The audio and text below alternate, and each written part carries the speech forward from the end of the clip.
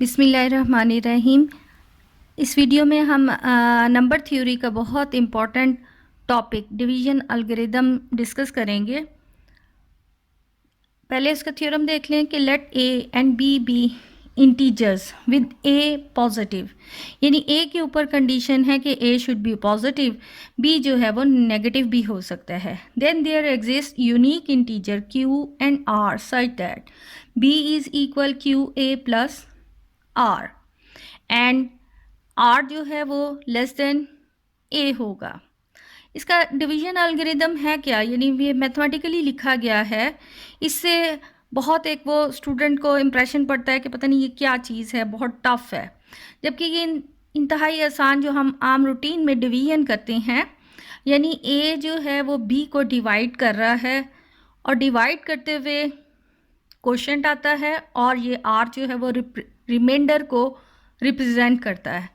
Like ये अब जिस यहाँ पर लिखा हुआ है b is equal Q A plus R, यानी अगर हम इसको सिंपली डिवाइड करें, लेट से हम 5 को डिवाइड करते हैं 2 से, या कह लें 2 डिवाइड्स 5, 2 जो है वो 5 को डिवाइड करेगा, then 2 2s are 4, reminder is 1। तो कोशेंट 2 है, रिमाइंडर जो है वो 1 है, और जो डिवाइड करता है उसको कहते हैं डिवाइज़र, और जो डिवाइड होता है उसको डिवाइडेंड कहते हैं। और ये जो यहाँ जैसे मल्टीप्लाई होता है तो वो कोशेंट कहलाता है। ऑब्वियसली 5 इज़ इक्वल, ये 2 2s are 4 प्लस 1, यानी इसको ही अगर हम इस एक्सप्रेशन में लिखें तो बी ए जो है वो बी को डिवाइड करता है, कोई कोशेंट होगा, और अगर कुछ रिमाइंडर बचता है तो उसको आर से रिप्रेजेंट किया जा रहा है। So B is equal A Q plus R. Obviously ये रिमाइंडर जो है वो डिवाइज़र से हमेशा कम होगा, यानी जो उस पर पूरा पूरा डिवाइड नहीं होता। जैसा ये 2 है, ये 1 जो है 1 2 से हमेशा लेस होगा। तो यहाँ पर जो डिवाइज़र है that should be positive, dividend पे कोई पाबंदी नहीं है, वो नेगेटिव भी हो सकता है। अब इनको लिखने के भी 2 मेथड्स हैं। ये तो डिवीजन अलगोरिदम की फॉर्म में लिखा है। अगर हम इसी को एक्सप्रेस करें इन quotient form,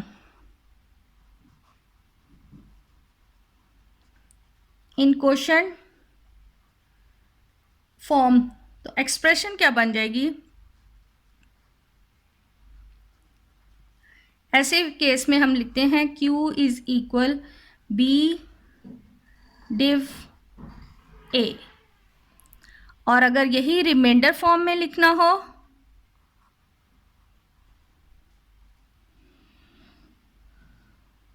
in reminder form,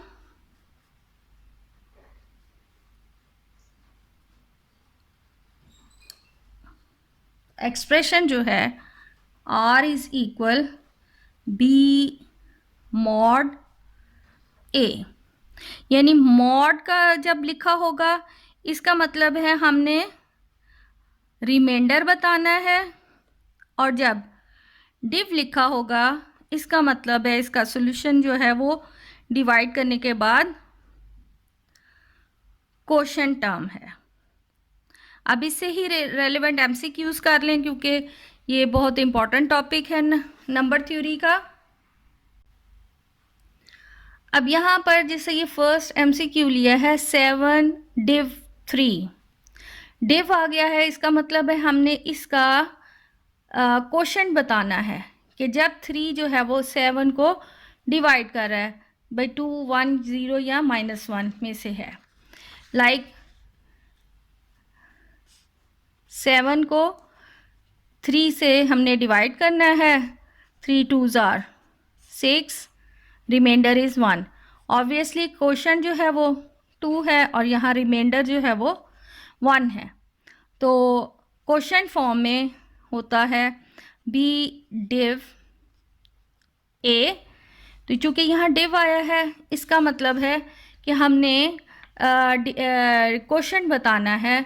when 7 div 3 लिखा हो तो हमने क्वेश्चन बताना है, क्वेश्चन इसमें 2 आ गया। अब है 7 mod 3, 7 mod 3 मॉड लिखा हुआ है, इसका मतलब है रिमाइंडर कि जब 3 जो है वो 7 को डिवाइड करता है तो ऑब्वियसली रिमाइंडर 1 है।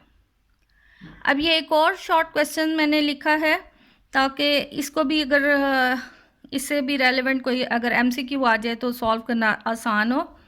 यहाँ दिया हुआ है कि find the value of 177 mod 31 plus 270 mod 31 into mod 31।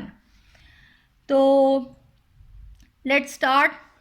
अब यहाँ पर हमारे पास यानी हमने सॉल्व करना है 177 mod 31 को प्लस 270 mod 31 और इसका mod 31। तो सबसे पहले हम 177 mod 31 मॉड आ गया है, इसका मतलब है हमने कोशेंट वैल्यू लेनी है जब 31 जो है वो 177 को डिवाइड करे। तो इस साइड पे अगर मैं सॉल्व कर लूँ यानी कि 177 जब 31 को डिवाइड करता है 31 5s are 155, रिमाइंडर इज़ 22।